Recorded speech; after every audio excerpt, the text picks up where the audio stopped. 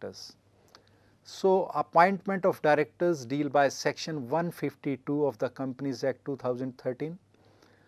First director of company are usually appointed by promoters in the manner defined in Article of Association.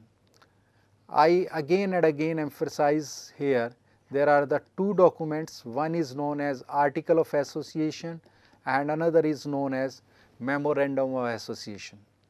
These two documents basically define the functioning of company or the journey of the company always based on these documents.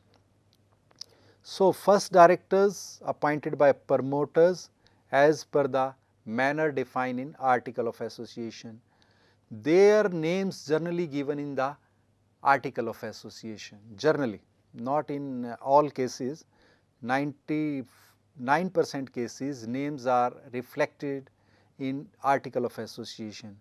Where article do not provide for the appointment of first directors, the signatories of memorandum who are individuals, and in case of one person company, an individual being member, shall be deemed.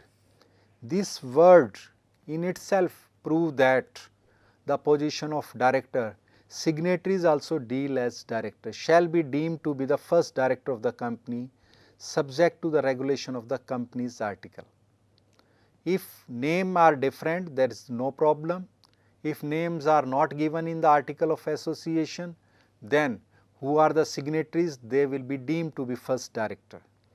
The first director can hold office only till the first annual general meeting of the company.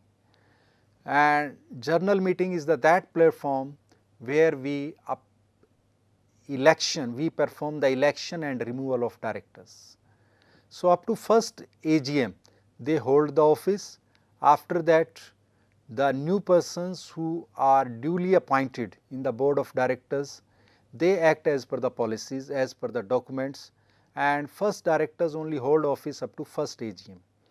They are replaced by the directors appointed by the company at the general meeting.